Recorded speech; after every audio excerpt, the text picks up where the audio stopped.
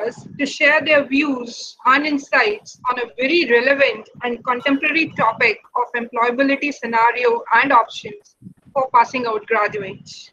So I would invite our director, sir, Dr. Shraban Mukherjee, to give the context of the theme and welcome our speakers. Over to you, sir. Good morning to all of you, those that are participants of this conference, this webinar. And I could see many people have joined outside IMS, and special welcome to them. And also the panelists who has agreed to be with us and to share their views. Especially Professor S.P. Mishra is a veteran, spent long time on entrepreneurship development related area. We have Runa, who has experience with a large number of corporations as a employee or as a consultant or as a resource person. We have with the Sarath Sharmaji, who has a long experience on the insurance sector. We have a Hemaji. She is not only is a senior HR professional, more than 25 years experience, but also she is a community volunteer, speaker, working on many area on leadership and mentoring. We have with us Shankar Srinivasanji at Heidelberg. He has a long experience in IT, ITS, manufacturing, and also we have Mr. Vinod Padur from the Nilkamal Industries. And this variety of professionals, I think echo is coming. So I'll push. Okay.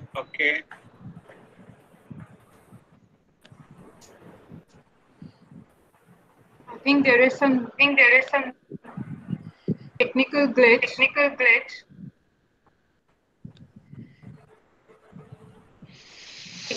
Amit, could you please resolve it?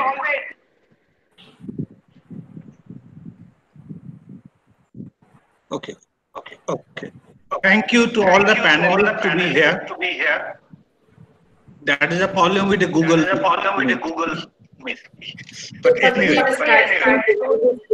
the same place. The device is switched on. Maybe it's a phone and a laptop. Everybody put a mute, please. Only we'll speak. We'll put on the. Everybody put on the mute, please. All panelists also requested to put on mute. Still the echo is coming. Hemant Kumar Verma, please mute. Monica, you start because it is coming mute. Yeah, is echo for you also? I'll just see. I think it's. Is it clear? Is it audible? Is it clear? It is. Is it clear? Okay. So should I start then? Yeah, because let me try once more, and then if it doesn't work, you take it over. So we are at a crossroad now because many people say it's a new normal, but I feel it is abnormal situation. All of us here, whether those are working in the industry, those managing people, those are in the delivery ends, but also the faculty. Because in this group of the webinar, they have a lot of faculty and students have joined. All are confused because they don't know what is going to happen for them as a career when they pass out from the college. Few companies already started saying the delay of their offer. They are supposed to join in July. They said it will be 2 months or 3 months. Going forward, there is a problem at H1B and US, China issue and other issue with the travel sector, tourism sector, automobile sector, core sector, all coupled together. Students are confused, teachers are confused, what direction they should move, what they should do, so that should be future ready. So all the panelists, we are looking forward to guide them. Obviously, after 2 years, everything will be normal. But 1 to 1.5 years, there is a time, lot of uncertainties, lot of confusions, lot of tensions. and lot of uneasiness. I don't know what is going to happen. And those are starting at the beginning of the career, and it's a very tough time to them. They're coming back to teachers and asking for guidance from somewhere to somebody. So having all of you as a senior panelist, I think you can give them some guidance. The coming 6 months, what are the things they should do? How to make them more employable? How to use this time, even if they not got employed or your appointment is got delayed, how they can utilize this 6 months to 9 months time and help the teachers how to guide them for future. These questions I am asking for the people, those are the pre-final and final year students. Those will be mostly here. And the faculties, those are involved with the students as a mentoring and teaching them. So we look from this all panelists to give the view. With a small introduction, floor to you, Monica. Okay, thank you, sir. So, sir has already set the context for the webinar. I'll add a little to kickstart the discussions further. Sharing some statistics. Every year, around 12 to 15 lakh engineering students and around 2 to 5 lakh management graduates pass out. 75% of them join jobs, and rest 25% either start their own ventures or pursue higher studies. And the same number of graduates is expected or are passing out this year also. But this year, as sir has already said, and we all know that this is unprecedented and unusual. The students are wondering as to which road to follow, as all the roads seem to have very difficult terrains. We know that the economy is under turmoil. However, there are certain sectors such as e-commerce or digital payment companies which have seen growth during this pandemic period.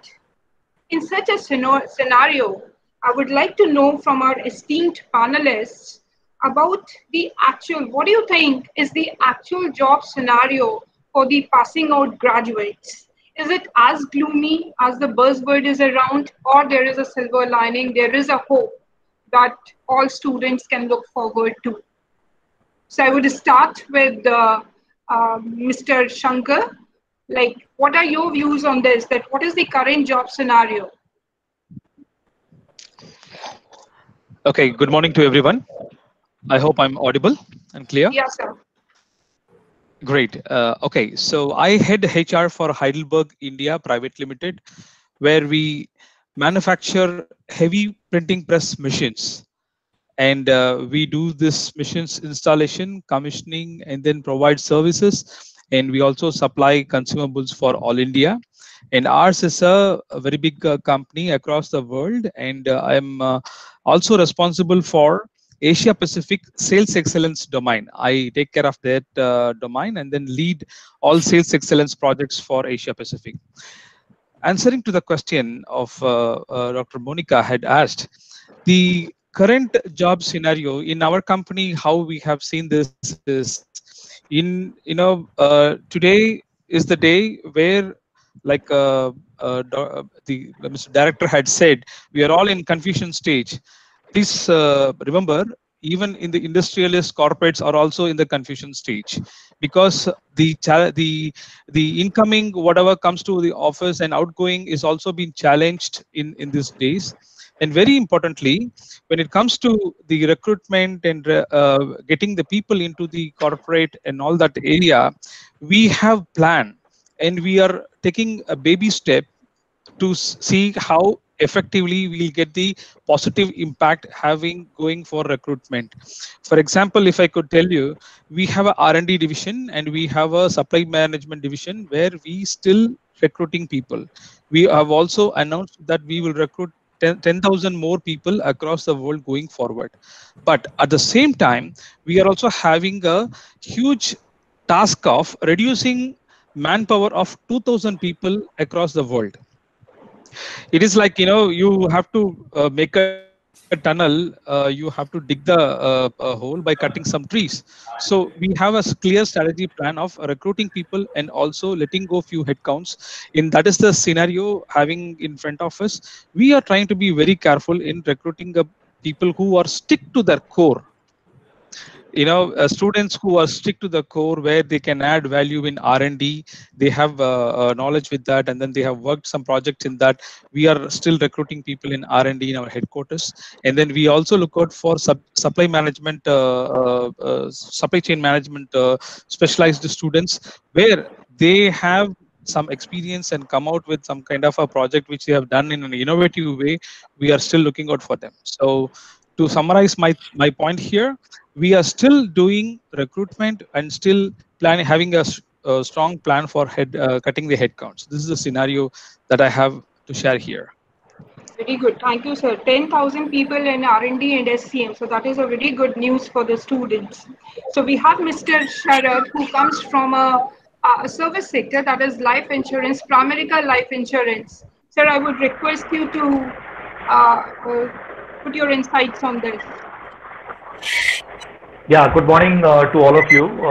My name is Sharad Sharma, and I head the HR for a company called Pramerica Life Insurance. This is basically a joint venture with Prudential of US and DHFL. DHFL is exiting this business. We are one of the largest insurance companies in India. If I have to really look at the scenario today, for sure, companies are reflecting back on how the business is going to look like for them. And I think every industry is going to look at it very, very differently. It will be unfair to say that there will be short of jobs. I think there are industries which are going to flourish in this time. You will see an upswing in the telecom and technology side. As we are moving more towards virtual business, I think the bandwidth, internet, telecom, they are going to play a very, very big role. I think India as a country still is not very matured when it comes to connectivity and when it comes to bandwidth. So there will be a lot of demand on that side. Online retail, I think the entire consumer behavior is going to move towards that side. So, it is just not about, people delivering items, but I think it's the entire engine which is going to work on, putting technology in place, putting digital methods in place. So there is going to be a lot of scope for people in the digital side.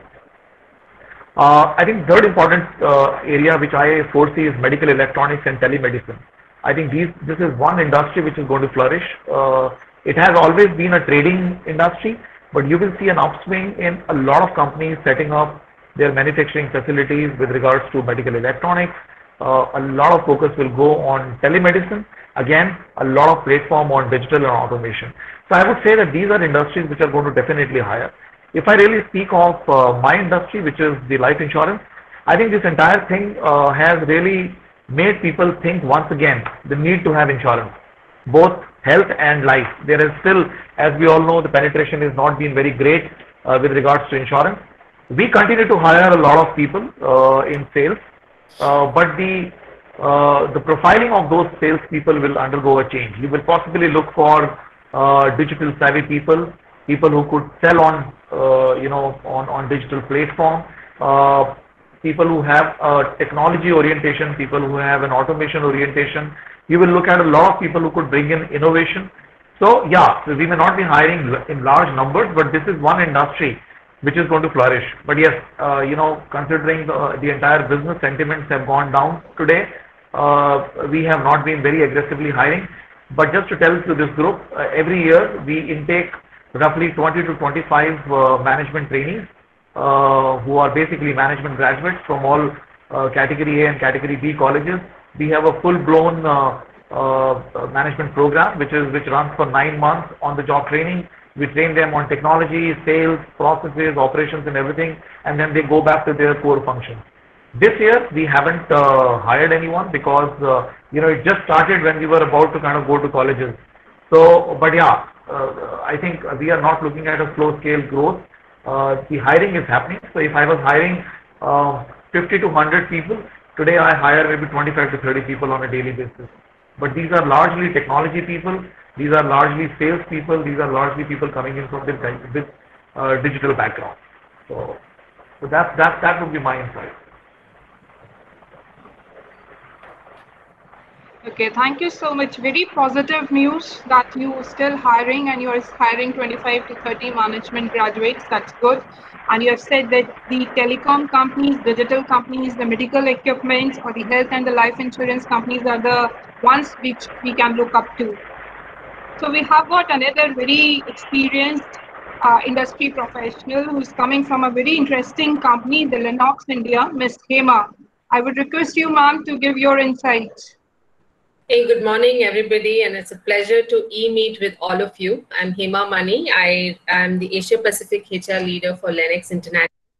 Lennox International is in a very interesting business, as Monica said. We manufacture centralized air conditioners and refrigeration systems for commercial purposes. And with a good grace, it is in the essentials commodities business. So kind of extending to what both Shankar and Sharad, provided their insights.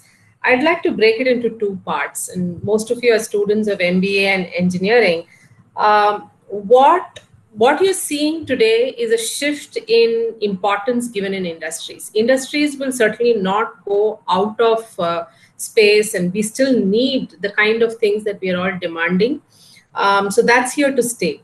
But what will change is the way organizations are restructuring businesses. I mean, if you've heard what Shankar carefully said, while he's going to hire 10,000 people, he's also going to let go of 2,000 people. And that should actually drive the focus on where are the new skills going to be in demand. And just a perspective, I come in from an essential commodities business. We continue to see an upsurge in demand. We continue to see an upsurge in sales. We continue to hire. What has for us is the kind of skills we were hiring between yesterday and today.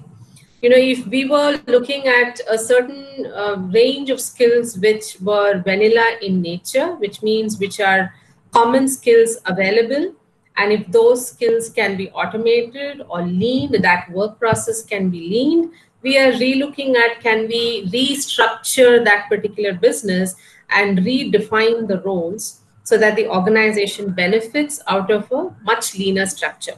So in essential, for those of you who are in MBA, it's a time for lean. It's a time, if you have an interest in Lean Six Sigma or lean processing, this is the time where you can apply some of those learnings and find opportunities in those spaces. So for me, particularly, what are some of the roles that are emerging out there, which will be in demand for many of you young minds, and I'm sure will appeal to all of you. I've heard of a state a couple of years back when students would say the jobs that we are getting are pretty boring because we are just doing the same things day in and day out.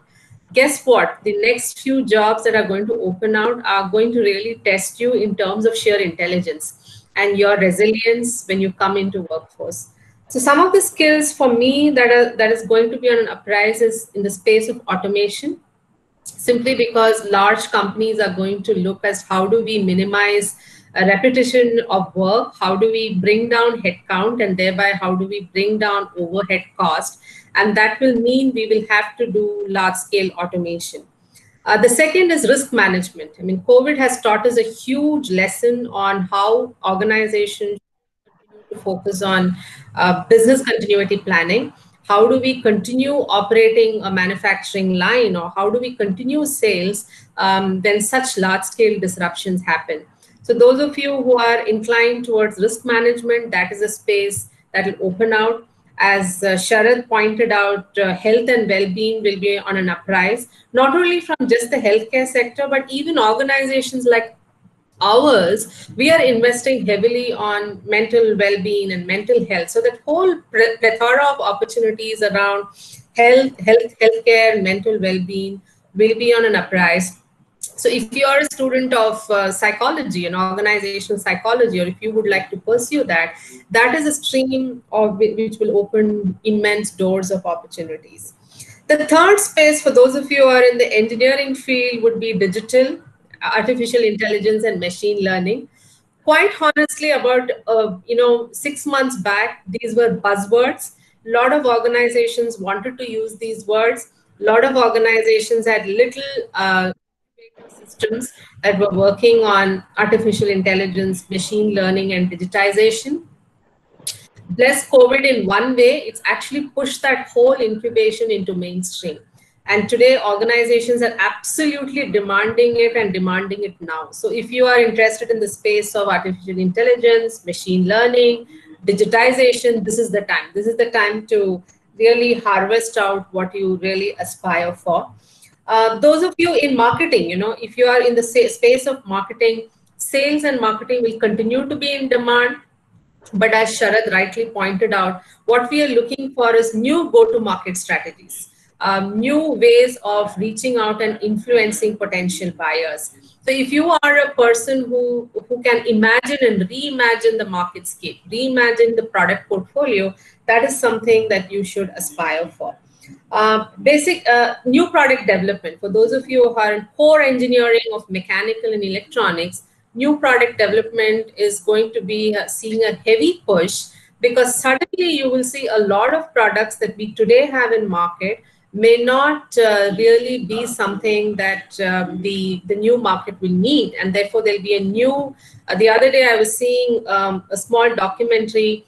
I think it was a langar held somewhere in north of India, and there was a distribution of food. And I was amazed to see how rudimentary innovation was happening at grassroots level to serve food in a langar. Such an automated, non-physical touch methodology. So those are opportunities out there. And then, of course, as I finally mentioned, a huge focus on making sure you're applying your creative thinking more than your tacit knowledge. I think that will be what HR leaders like us would look out for. If you're somebody who can think extraordinarily, if you're somebody who can think creatively, if you're someone who's very resilient, there are jobs out there, and there will always continue to be demand for jobs out there. So these are some points, and I'd like to hear more from my other panelists. Over to you, Monica. Thank you so much, ma'am. Like, you have given a very comprehensive way that how specifying the different branches or the different areas where the students can look for in the digital area or the artificial intelligence, ML are the buzzwords. So quickly, I would move to Dr. Runa Mehta. A very quick remark on the job scenario. What is your perspective about it? Thank you, Dr. Mukherjee, Dr. Monica, and my fellow colleagues. And thanks everyone for joining us. It's definitely a crucial moment that we together look into the job market and understand the prospect. And I'm so glad that my fellow speakers have given very, very solid perspectives to all of you. And definitely our audience is a mix of people from engineering background, management background. Interestingly, I could see some videos coming up and some people who were kind of probably settling themselves in the program, but the kind of people popped up. I could see that we have another segment of people who are possibly faculties and are from corporate side. So we have definitely a mix, and jointly we are battling the situation where we are trying to understand how the job market is. And I will reflect on my recent experience of doing some video interview for world's #1 job portal. I will not name them, otherwise I'll sound like marketing them.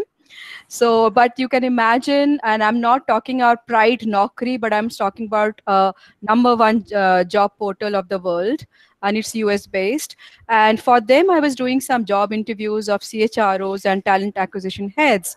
And what I could gather that most of the organizations which are into, primarily what my fellow speakers talked about, ITES, which is technology and also customer service oriented organization.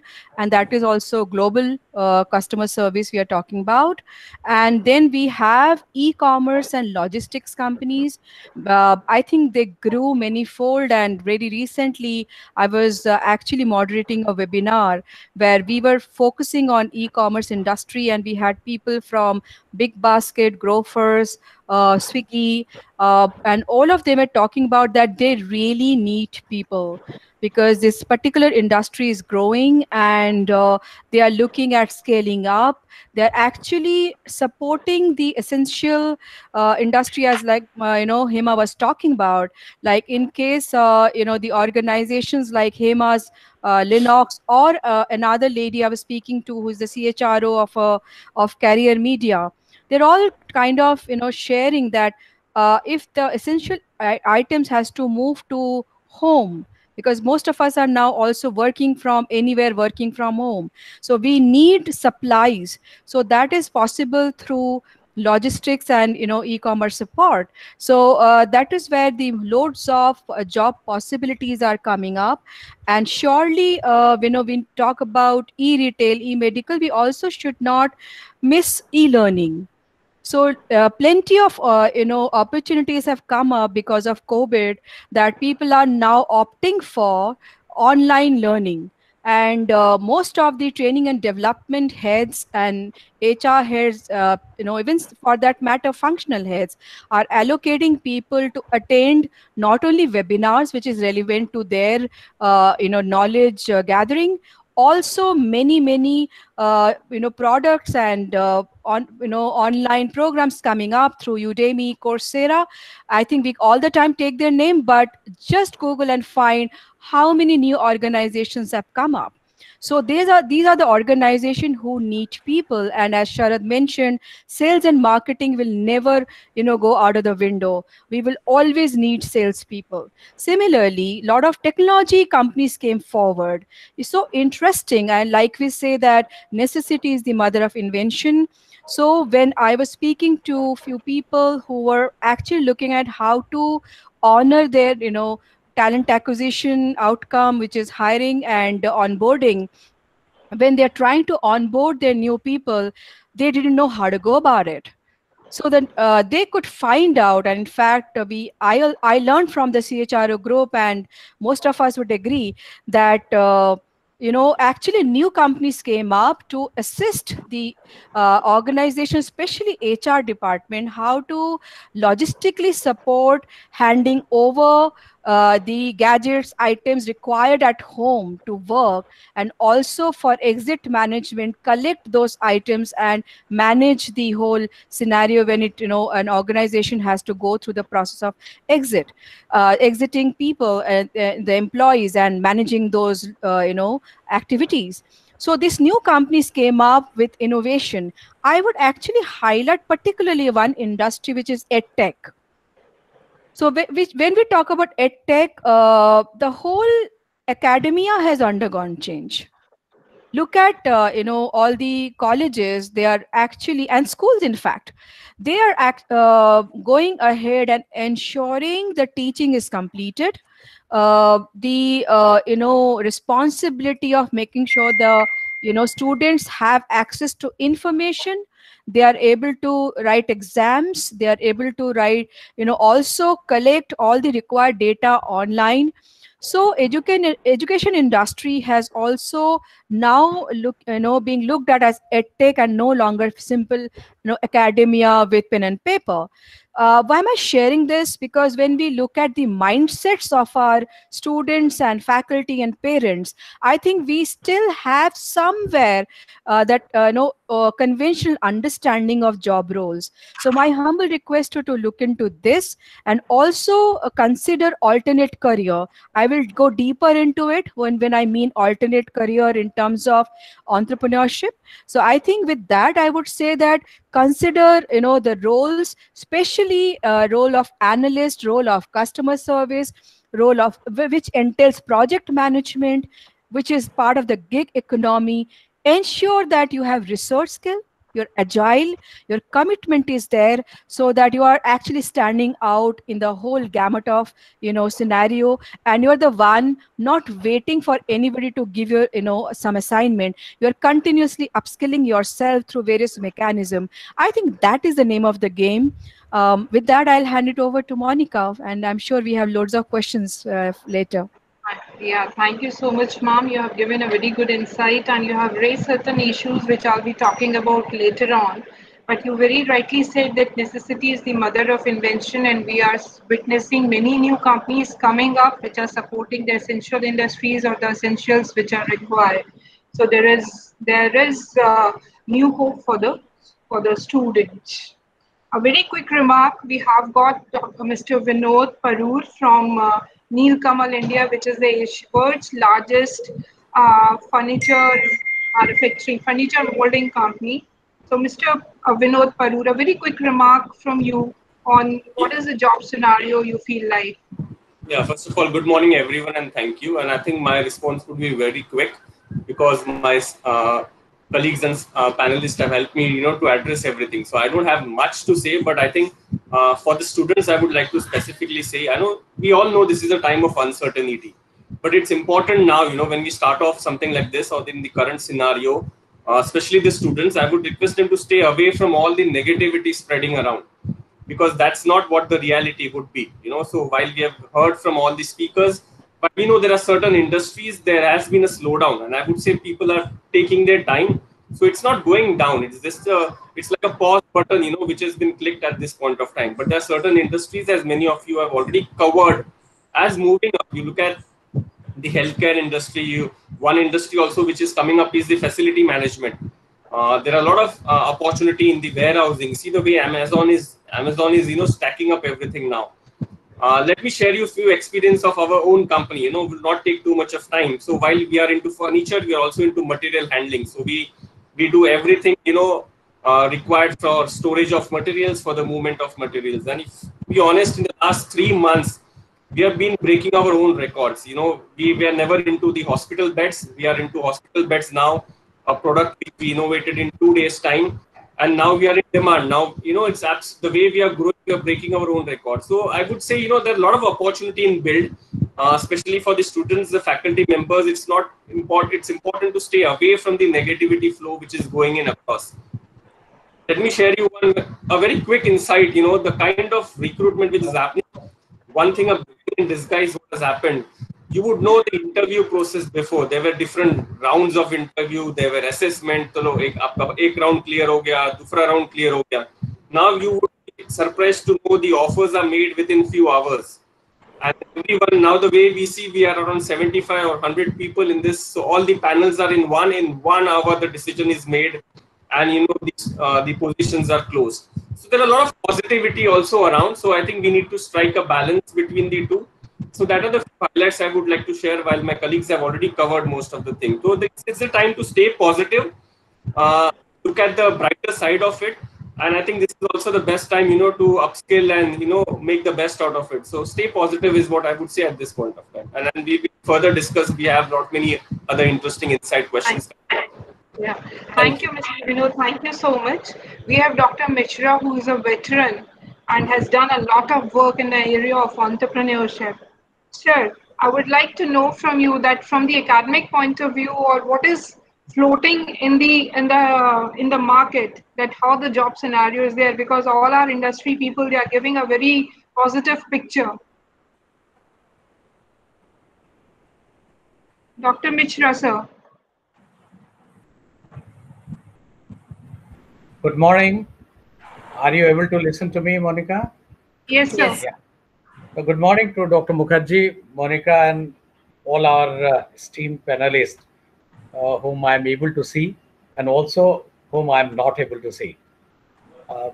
First of all, let me congratulate Dr. Mukherjee and Monica both for selecting this particular topic, particularly for outgoing students of management education and engineering education. And I would say that Hemaji and Runaji both have set the stage rolling. The moment you call about the entrepreneurship, both of them have touched very nicely. I would simply, on the basis of my experience, something which is going on, let me just try to give some direction to our students. The first thing I would say that they must try to understand the entrepreneurship in different perspective. Now, different meaning is not simply undertaking a particular set of economic activity. This is not entrepreneurship. Entrepreneurship is virtually a pursuit of excellence in any area. So the moment you are pursuing, excellence in any area, you are becoming an entrepreneur. And let me tell you that never before in the history, India has witnessed so much of conducive environment and policy changes in the area of entrepreneurship, which we are experiencing today. Now, almost every month, new policy is coming, new schemes are being announced. But the most important scheme for the student is what Hemaji touched upon, coming out something new. And in the particular situations, if at all you start thinking innovativeness, innovation is becoming important. And how to go for innovation, let me say to the students, now the incubation, for example, incubation is set almost all good engineering colleges and all good institutions where, students are coming with innovative ideas. They are being provided all kinds of facilities to undertake research and development and finally come out with a product, test the product in the market and go for setting up enterprise. This is the kind of mechanism. And this innovation system and incubation is becoming very common. There are many colleges which have started incubation system. And the best part is Government of India has taken initiative. And I would like to mention two schemes here for the benefit of a student. One of the scheme is known as EIR. This is Nidhi EIR. Nidhi EIR. NIDHI Nidhi EIR. EIR. This Nidhi EIR is National Initiative for Developing and Harnessing Innovations. And EIR is Entrepreneurs in Residence. Entrepreneurs in Residence, meaning thereby those students who are going out and they have some ideas and from home itself, they would like to initiate some kind of research and development and innovative activities. They have a very good opportunity to avail this particular scheme, which provides them 30,000 rupees per month, in addition to meeting the development cost, that is the prototype development cost. So they get 30,000 rupees per month. This 30,000 is not in all cases, but minimum is 10,000, maximum is 30,000 per month for 12 months. Meaning thereby, 12 months you are getting, something to take care of yourself, and 12 months you can concentrate on, research and development for, involved in some kind of innovation for developing a new kind of product. So this is one scheme launched by Department of Science and Technology, Government of India.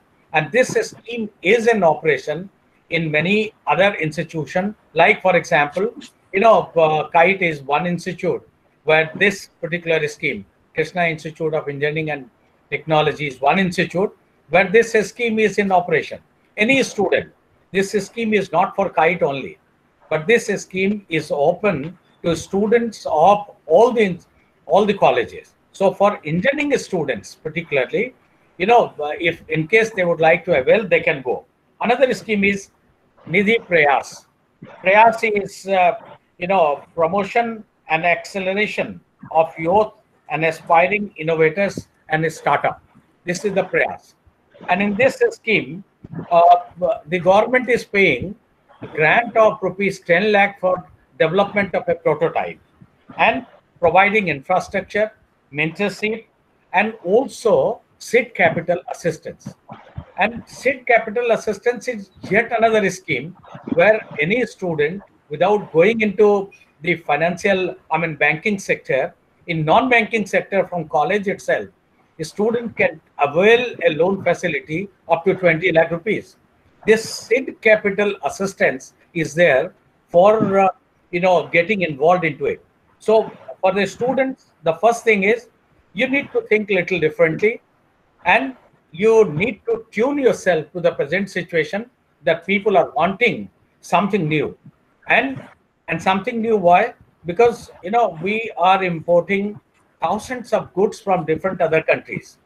And for example, from China, we are importing 67% of the different automobile parts. Today's Economic Times. You can read it and you can find the details. Now, in case we would like to produce those items and we would like to develop those items, here is an opportunity for all of us.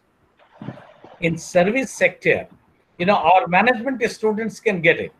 I'm also dealing with management students and engineering students both.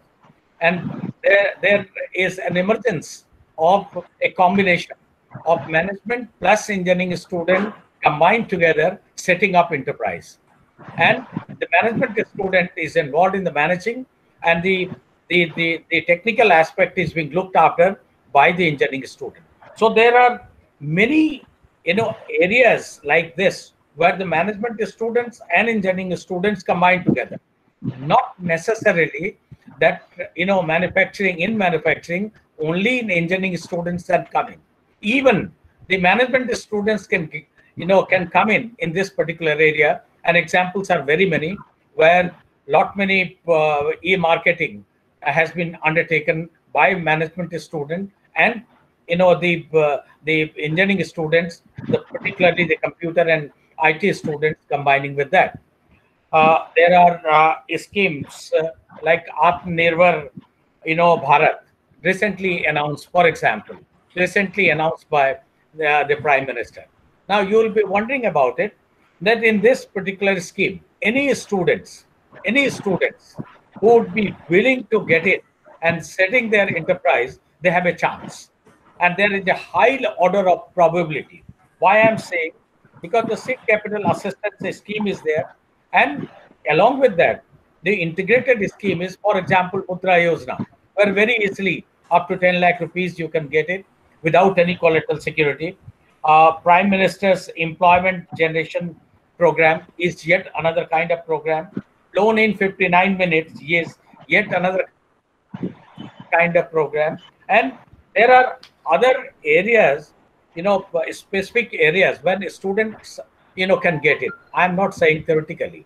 I'm saying practically, because I am working as a mentor for many students, where the students undertaking research and development, developing product, testing products, setting up enterprises, and availing, these kinds of facilities from the government side.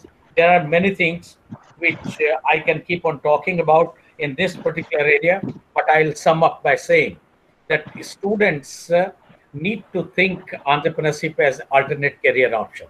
There are many students, what Monica said, about 25% of the students, either they are going for higher studies or they are opting for self-employment and entrepreneurship.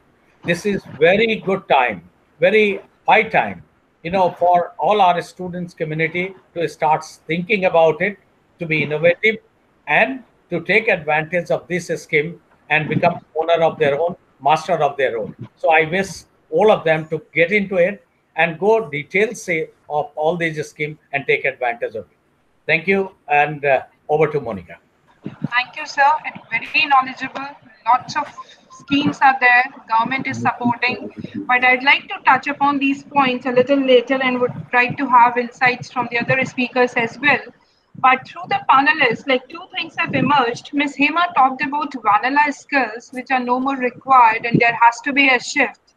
So I would like to ask, that what do you think? Though Ms. Hema has already elaborated on that, I would like to take the insights from Mr. Shankar. That what do you think are the competencies or the skills industry will be looking for?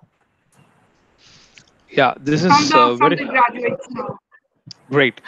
This is very important question, and we keep upgrading ourselves when we look at our requirement for the global scenario as well as for Asia Pacific, including India.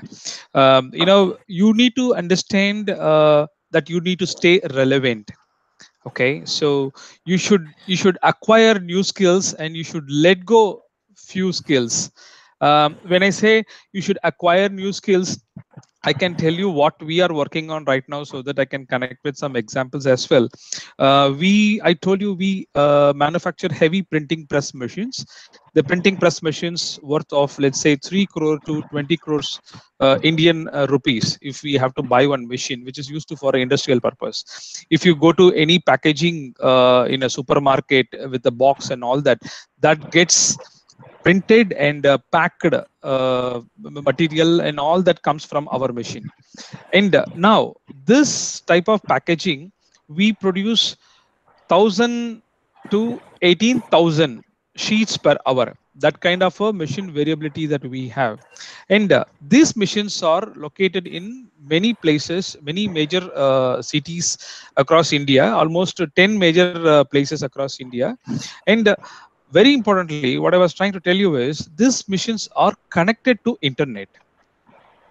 Now, when somebody is printing boxes, or somebody is printing a label, or the label which could be, comes in adhesive tube, let's say your toothpaste or cosmetics, face creams, Himalayas, like that, those kind of labels are getting printed in our machine.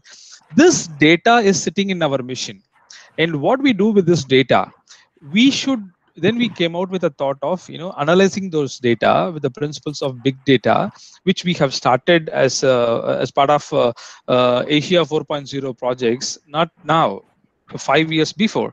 But when we started this 5 years before, it started yielding a wonderful value now of analyzing which customer has done best during which time, with what material, and how this is adding a value to his profitability. This process involves a lot of analytics which we need to prepare and then present it to the customer. So this comes from a analytic point of view. So students, I wanted to tell you, if you have a flair of getting into an understanding and offering solutions via analytics, then this is something which you need to look at. Like big data is what the many of the courses that's been offering, Runa madam had said about that online courses, there are plenty available for big data. I can tell you an example. If the ants keep walking in a row, if something gets stopped in between, the ants won't go back. It will take another route, or take a little diversion and then go forward, right? Similarly, when during this unprecedented times, if you find a difficulty, please start working out on your core. What is that you need to understand, what is that you need to get yourself accustomed with the industry which you are focusing for. Not only that, if you are focusing, let's say for example, A industry, who are the customers of that industry? Let's say, for example, if you are aiming for company A, who are the customers of company A? If you could understand their requirements, the customers of the customers, then it would be easy for you to understand what this company which you are aiming for, this industry which you are aiming for, will be very, very clear to you. And then if you work out on it, then you will get into that. Like I have told you, big data is one, and then there are several skills which we are looking at. Number two, I was keep telling you about R&D. Like Nilkamal, Mr. Vinod had said that they were able to quickly innovate a few new product which they have not done earlier, and then start manufacturing like Hema madam as well, she told, new product development. This is something where we are also concentrating, that you need to work on your R&D skills, gathering information, working on it, do some research, and then coming out with some solution and presenting it out. If you could work on this kind of skills, I think this is going to be a clear, unique perspective which will bring out of you. Okay, these are the two skills that I can tell you. Quickly, if I could tell you about the competencies, my friends, I have to tell you, I have joined this company 5 years before as head of HR, and after 2 years, based on the type of responsibilities that I take in, the kind of passion that I show in every deliverables, I was given additional responsibility. So you need to understand that you should be a person, go and take responsibility and sincerely work on it and have a deep knowledge towards it. If you have a deep knowledge towards it, then you will come out with a different perspective, and you will be a clear differentiator from you and your fellow members. Therefore, out of in Asia Pacific, we have 9 territories, 9 different countries, which which includes Australia, Japan as well, Singapore as well. Out of all the HR members, I was given this opportunity to work on this sales excellence and then work with the sales heads of these countries and then help them to bring out a different perspective and offer ideas. Whatever projects that these people have to work on, I have to interact with the HR members and then get a value to the system. So why this has come to me? This is not only that you need to understand the HR competencies that you have, but also to work on the business that is expected you to perform. You need to change, you need to upskill, and you need to cross skill as well. So the competency that you need to have is very, very importantly, you need to be very, very clear in taking responsibility and then acquiring new skills and then willing to travel and be open-minded. While I said all this, you should also understand the world is becoming very, very, coming very, very closer. People here gets opportunity to work in other country and other country people coming here. So you should also be understanding what is cross culture and how you should get ready with the cross culture requirements, understand it. And if you could fine tune yourself, then you will be more relevant. Like I've said in the starting, stay relevant. So you will become more relevant. If you could develop this kind of a competency in you, then you are there. And last point which I wanted to tell you is you should be willing to travel as well. You can wonder why I'm talking about travel at this point of time. Like one of the speaker was saying, you know, this would go away after 2 years' time. That is the time you need to understand that you need to be travel. If you are a person, you can't travel out of your region, district or state, then you may not be staying relevant to what industry wants. You need to keep traveling. Go and gather, get the business that company can make profitability. And if you could do that by taking additional responsibility, then you are the person that we would look out for. I'll give you one quick example. The MD of Heidelberg, India, where we had earlier, this person started as a... Can you shorten it? Yeah. Because we have... Yeah. I just give this example alone. This person from Doshe, from Denmark, he has moved to India as a trainee. He moved to north, part of Australia, New Zealand, Korea, and then he came back to India as MD. Person born in Denmark had gone into all these places and then came, which means he is willing to travel. He is taking more responsibility. He's understanding cross culture. This is something which we are sincerely looking out for in our company. Thank you, Monica. Thank you, sir. Now, the thing which I'm getting from all the speakers, one word, one term which I have got from almost all the speakers, that is upskilling. That means students need to go for upskilling. So I would just request Mr. Sharad and Mr. Vinod to share their insights on the upskilling quickly. Mr. Sharad, please. Yeah, so, one of the things which I would really advise all these students to really do is, one question which is going to be asked to almost all the people who are aspiring for jobs is that what did they do in lockdown? I think it is very important that this period which has already gone by and which continues to be in a limbo right now, it is very important that each student should pick up one or the other skill which is outside their domain, and it has to be relevant. It is not just about doing anything and everything. It has to be something which you are able to relate to, which you are able to connect to, and which you are able to explain to an interviewer why did you do that. Just to give you an example, the entire meaning of selection process has changed. Which means that I think that for some more time, there is not going to be a physical interface. So the interviews are going to be virtual, and the patience of interviewer will not be as much as what it was when he or she was meeting you in person. So one of the skills which one should really attain is, how do you really crack virtual interviews? How do you really choose right words? How do you really present yourself in a manner which appeals the interviewer to engage with you in a conversation? There are a lot of psychometric testing which is going to happen, which possibly would not have been happening when you were actually doing an in-person interview. The candidates are going to be evaluated on ability to work in complex environment, ability to work in an uncertain situation, ability to work in a virtual setup. So, you need to kind of get onto those kind of tools online. These are tools which are available, and I'm sure Runa ma'am can really help the institute on finding out such tools. But these are tools which are readily available online, where you test yourself, where you test your behavior, where you test your personality, where you test your blind spots, where you test your ability to really articulate in a manner that the interviewer keeps the interest alive in you as a candidate. So I think this, to my mind, is a very, very important tool. And somewhere I think that people who are graduating this year are really going to lay a foundation for the next 15 years. People who have been already working in the companies for the last 1 decade or maybe for 2 decades have already been oriented and conditioned in a manner that they need a physical place to work. They need policies around that. They need to be paid for 9 hours. They have to have a salary structure. I think this new generation which is going to go post COVID-19, there is a lot of change which is going to happen in the entire working protocol. It is no longer about having a physical office. So I think somewhere one has to really seep in with this thought. They may or may not have an office. It might just be a virtual working.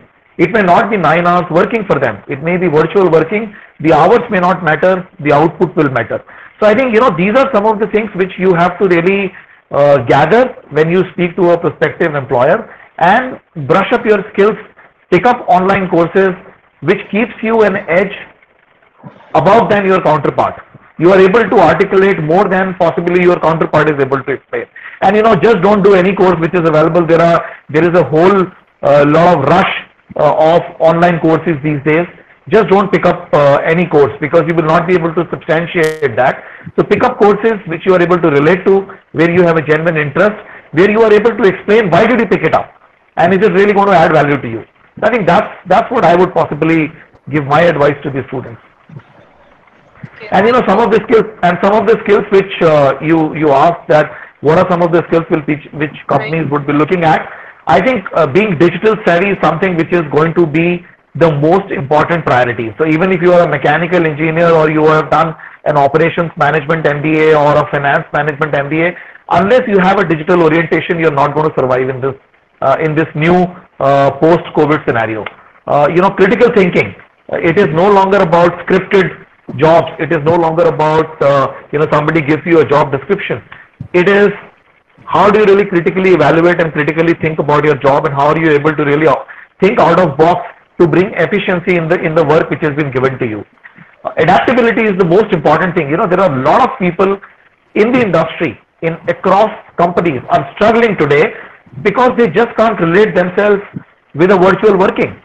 There is a phobia that if I sit at home, then there is a social stigma. I am possibly maybe left out in the organization. There are a lot of those mindsets which are right now people are grappling with. So adaptability is another thing which has to be there. Finding information, irrespective of whatever field you are in, there is a lot of research mindset which has to seep in. You have to find out what's happening in a country, what's happening in other industry. It may not be a relevant industry to you, but there may be some practices which possibly can be imbibed in a completely different industry. So finding out information, doing a lot of research, finding out what's happening in other industry, working with virtual teams. The team may not be working with you. Your manager, you possibly may not be able to see your manager for months and months. How do you really relate to that working style? These are some of the things which I think is very, very important for students to really understand. Thank you so much. I would request Mr. Vinod for again a quick remark on this. Sure. I think if you look at upskilling, I think it was very relevant before the COVID also. And I think upskilling is something which should not be relevant only. Of course, this is relevant to the students, but I think each and every one of us, it's important for us to be meaningful in wherever we are, whether it's students, whether it's corporate, the faculty members. I think upskilling, or you can even reskilling, or whatever, has to be the part of it. And as Sharath rightly said, this is now going to be a favorite questions which students have to answer. What did you do during this COVID time? How did you, what are the development activities which you undertake? And I think I'm very sure, and I think everyone is sure, if we can't do it now, then we always had an excuse, time nahi hai, we're all busy. And if now we can't do it, let us be very clear, we can never do it. And I think this is going to be the norm now, and students, everyone, each one of us, this has to be, looked at on top priority at this point of time. So there is no way out. in this. No longer people are going to talk about global, people are going to talk about local. And when we're talking about upskilling, when we're talking about Atmanirbhar Bharat, it is important first for ourselves in Atmanirbhar. And I think upskilling is going to be playing a very critical role for that. So it's going to be the most important. So there is no compromise, no other way out of it. And it's going to be a critical factor. And students, it's very important for you to take, has to be the priority list. You have to set your daily goals. Today I'm going to learn this. Tomorrow I'm going to do this. And you have to have that, somewhere very clearly visible. So it has to be the priority list. While just to also add on, while we covered on the competencies, I would not get back to it. But I think it's important for the student at this point of time. Your mental well-being is going to be the priority for each one of you. So please keep that also in the focus for you. And of course, your social and emotional skills are going to be very critical going forward when you get into the corporate life. So that's something which I wanted to share with the students. Thank you. Thank you. Thank you so much. Dr. Mishra, he talked about entrepreneurship and he said that there are many government policies which are supporting the startup ecosystem in our country.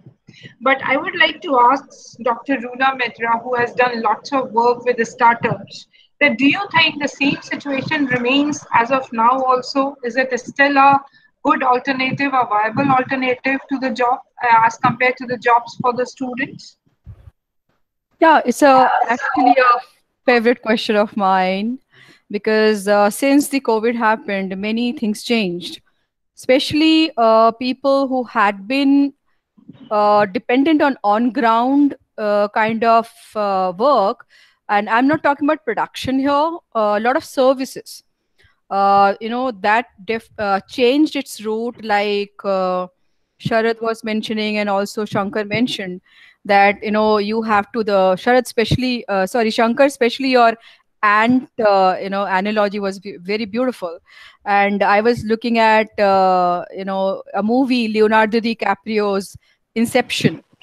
Okay, that how do you have your maze, your thinking process, an entire value creation through layers, which we normally, use for problem solving. So when people are looking at certain areas, gaps, capability, which is missing.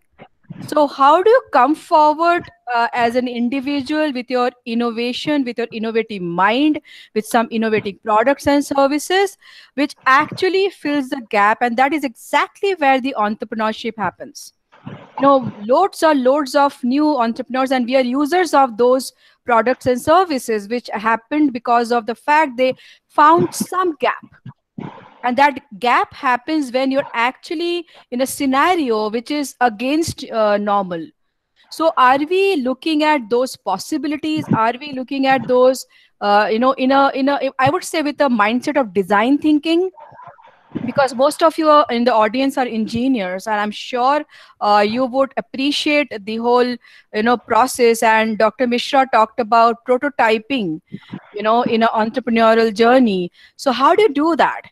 Actually, it's an opportunity for you and support India's mission of Make in India, Entrepreneurship India, Startup India. And this is a time to take a leap and take that possibilities in your hand and say that, what, I will start coding. There is no such thing that only engineers can code. Loads and loads of non-engineers are coming up for coding. Why am I saying coding? Because there are loads of people right now, they had been under pressure from morning till night, and they, and I'm just giving an example that it's basically, I read in news that they actually decided as employees to move out and started taking projects for companies, which is somewhere they would see value creation. And these are the gig economy people who started working as entrepreneurs and started working with organization. What I would add to conclude this is that one needs to have some basic skill besides our technology based skill, like analytical skill, which is key. Of course, all can't be coders, but your ability to look into the fact that how this platform happens and what can I do differently. Most important part for people is networking skill and social skill. Because when you're talking about entrepreneurship, your layers which I mentioned in inception, that your immediate layers, your networking layers are the people who will come forward and start creating that ecosystem for us to ensure that we are able to either test or take guidance, advices, and also use our prototypes initially as user testing, and later actually scale. And that is where probably your capability in terms of using your network is going to help. And please don't forget your social profile. When we are doing so much on social media through not only just LinkedIn, it's a very formal structure when we say LinkedIn. Overall social profile, how you are tweeting, who are you following, with whom you are conversing, how you're looking at your Facebook and utilization of Facebook, Instagram, are you chatting with the right people? That whole social profile enables an individual to connect to the journey. It is not per se which product, services, and do I have fun, do I have capability. There is a complete gamut of skill which is required to ensure that and you have the ability to respond to it. And students can learn from many colleges like Delhi College of Engineering, which is DTU. They have ECEL. ECEL actually goes ahead and works with the organization on projects. So I'm sure you also have something in those lines. But yes, I would, say that don't worry that as an individual, what will I do? Just reflect how doctors, lawyers, chartered accountants, they don't even care, whether they're working for organization or, for big companies. They know that they have skill which will allow them to run their own business and run their house. I think that's what I want to say. Thank you, ma'am. Thank you. Very, very insightful again. Now, since I've got an idea, like everybody of us have got an idea that what is the job scenario, it's not as gloomy as it looks like. There is a lot of positivity going on. It's in the air. Positivity is in the air. It's our perspective that how do we take it, and little diversion is required. So my concluding question to all the speakers would be, do you think industry professionals can play an important role in improving the situation which we are facing today? Like, can they handhold the students and bring about a change? Starting with Ms. Hema, your perspective on this. Can industry professionals bring about a change? Yeah. It is an absolute yes. Industry and academia partnership, in fact, over the last few years have become closer and closer. And I think it's even more important right now that the industry and academia partnership becomes more intense, because it's not that the students who require the job, it's also the industries that also require a certain new kind of skills. And these skills may not put in the curriculum in the mainstream of an engineering or an MBA student. I mean, if you look at a MBA course today, we still are probably following the same pattern of curriculum what we had developed about 20, 35 years and probably borrowed more from the West. It's probably time now, when we are talking about Atmanirbhar Bharat, should we relook at the MBA curriculum and make it more mainstream to our traditional needs? How does this really help a grassroots artisan? How do we help uplift a grassroots handicraft artisan and bring them into the mainstream and thereby create a whole new market space, right? I'm just giving an example like that. So yes, the industry academia partnership needs to be much more intense in two ways. One is, of course, reskilling, and the second is curriculum revisiting and making sure it is more in the current needs of the industry. I mean, we heard from Shankar, we heard from Sharat. All of them are, and including me, if you were to ask the same question to me, I would have probably laid out the same new skills, right? What we spoke about. So the partnership needs to be, in fact, even more intense, and a more incubated atmosphere needs to be created by both academia and the industry. Okay, thank you, ma'am. Mr. Vinod Parul, your remark on this, like how it can be done, how this industry academia relationship can be made more troubles? See, absolutely. I think no one from the industry would have any doubt about this. So I think you use the word handholding. I would use a term like a partnership, as Hema rightly said. The relationship is mutual. So both need each other. So it's not that the students are dependent on the industry. It's vice versa, and it's a give and take kind of a thing. So I think there's opportunity available now. I think this virtual or the digital thing opening up, no longer physical presence are required. So the kind of seminar what we are doing, the kind of interaction what we are doing is one way of doing it. So I think there are many opportunities now. I think even we have started doing that. There are live projects which the students are working on for the industry. So I think there is a lot of opportunity. I think important here is the right intention. I think each one of us has the right intention and find the right way of working. I think we can go ahead. So it has to be a mutually way of going forward to it.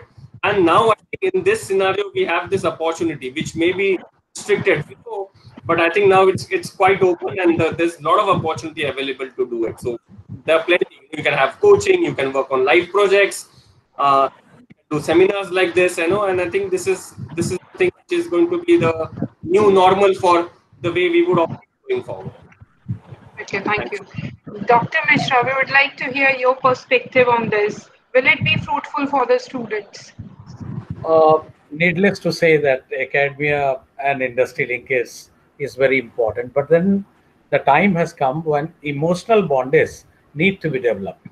Unfortunate part is that we don't find sponsoring of problems of industry to the academia. We tried in vain. Since I have worked as a vice chancellor, I worked as a professor, and working with the students community and interacting with many industry. I'm not accusing, but I have been quite disappointed in the sense that the kind of response that we get from the industry side is not so encouraging.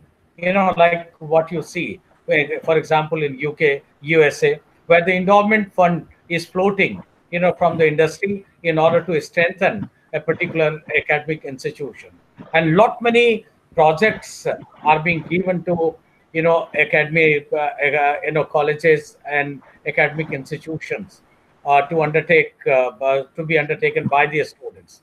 Unfortunately, this system is not prevailing in India, and people are talking about it, but not tuning with this. Although we have variety of facility, immense facilities in the institution, which can be taken up by the industry. Industry can take advantage of it for research and development instead of undertaking. Even the industry at our end, very limited number of industries are going for research and development.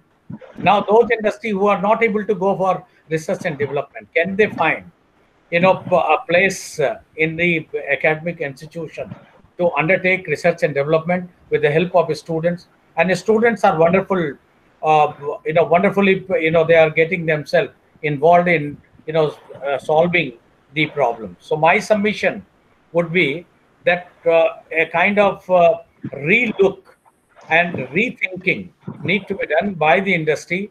Maybe, their problems with the academic institutions are different. Maybe the academic institutions, they don't have the capacity and capability to that extent to solve their problem. It could be there, but all institutions are not like that. We need to develop a relinking with the industry and academic institution. So that's what I would like to conclude by saying. Thank you. Thank you, sir. Mr. Sharad, quick 10 seconds remark. Yeah, so I always give this analogy that in mobile phones we have this reset button. So I think this is a time when everything has to be reset. What worked in past may not work in the new scenario, and I just want to give comfort to the students. They may think that the large corporates possibly have cracked the new way of working. I can assure you that every corporate today is as confused as anybody else, because every day is a new day. There is no playbook. For this particular pandemic, there is no playbook. So as we are learning, I think there is an equal amount of responsibility from the corporates to partner with the colleges and the universities to really enroll them on preparing the future leaders for any organization and any corporate.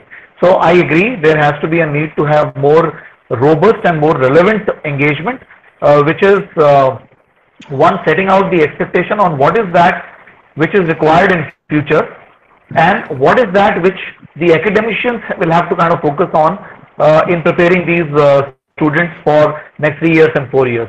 So I agree to Mishra sir that, you know, we may make tall claims that there is a strong bonding of corporate and academic institutions. It is not. I think it is very transactional today. The engagements are very, very transactional because you need students. That's why the engagement happens. I don't think so many corporates are really spending time with owning up institutes and, you know, saying that, okay, fine, these set of institutes we own up, and it is our moral responsibility to really help the institutes in making more relevant academics, making more relevant courses, and also handholding these students to groom and to be future ready for any interface with the corporate. So I agree that there is a need to have more engagement. Thank you, sir. Mr. Shankar, quick 10 seconds remark. Yeah, I have an idea to share. Apart from the regular memorandum signing and then asking corporate to come and share the knowledge and then take the students, I have another point to say. Whenever there is a knowledge sharing, success stories sharing happening in the corporate, you should find out the time to have 1 or 2 students, or 4 or 5 students to go there and then be there. Could be a annual meet, or best employee recognition time, or this cross-functional team, the improvement projects that they do in a company, when they used to have a recognition time where the employees come and say the success stories. If you could let the students be a part of it after signing a agreement with the corporates, then the students will get a very good idea of it, and then they will learn quickly to stay relevant, as I've been telling, to stay relevant. And I have to tell you, this is not only hand holding, but nowadays, it is like it's a double VUCA world. People used to say VUCA world. It is double VUCA now. So people have to be a trekker. Not that the corporate person will handhold and then help the student to come up. This person has to be like a cliffhanger. You need to trek on your own so that you will accelerate more your vehicle, and then your vehicle will go faster. The vehicle could be the corporate here. So this idea I thought I should present here. Thank you, sir. Dr. Runa Mitra. Okay, so my closing remark would largely contain that there are certain possibilities we possibly don't explore. That is, there are loads of researchers and authors who are proficient, who are well-trained, and who demonstrate in academia that how good they are. And if corporate side also do a lot of market research, they need, certain substantiation of their findings. If both collaborate and they do research together, they also can put together articles, papers, and author books. And that is possibly where also collaboration required. I think the academia many times grapples with primary data. I think most of the conferences I attend, which, pardon me for this, many times I find the findings are more related to secondary data. India, as a researcher, I would say, do not produce too many, papers based on India data, which is primary data, and look at our population. Can't we do that? I think that is exactly where the availability of primary data, loads of them, lies with corporate, whereas they have loads of constraint. But if they can look at possibility and they allow academia to work together on those data and produce good work and good learning, good knowledge, for the future, or also for corporate, I think that is where the good marriage would happen between both industry. And also a small point about, again, related to entrepreneurship. If we can also collaborate in terms of, if academia has space, so if you look at co-working places and, creating, some kind of a co-work or entrepreneur cell, and industry mentors come and collaborate with students and there they actually create a complete, entrepreneurship scenario. I think students don't have to go out and start looking for something. They will have, within their premise, loads of mentors and, industry stalwarts coming and hand holding them. So that is my view. Thank you, ma'am. And since this were the concluding remarks from all the panelists, I thank all of them for very useful insights, for sharing some very useful insights, which will be helpful for the students to decide that what they have to do now in this crisis situation. And now I won't call it a crisis situation because all the panelists have given a very positive picture, and they have raised positivity amongst us that the things are not that bad, they are good. There are certain areas which need to be looked up.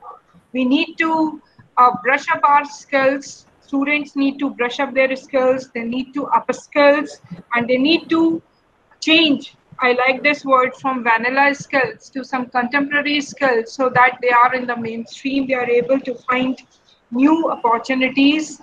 And since, as Aruna ma'am said, necessity is the need of invention. So there are new opportunities coming up, new companies coming up, new types of skills are coming up which are required and which will be in the future.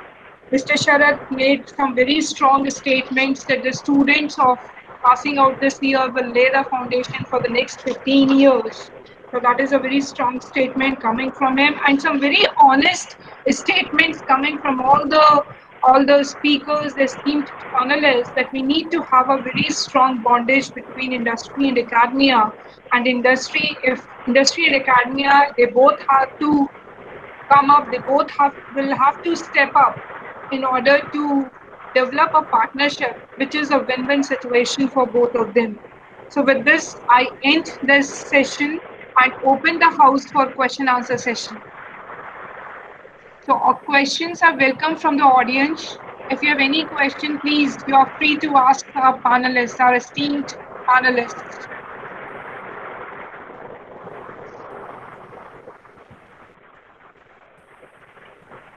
Ma'am, I have a question here. Am I audible? Yeah, you are audible.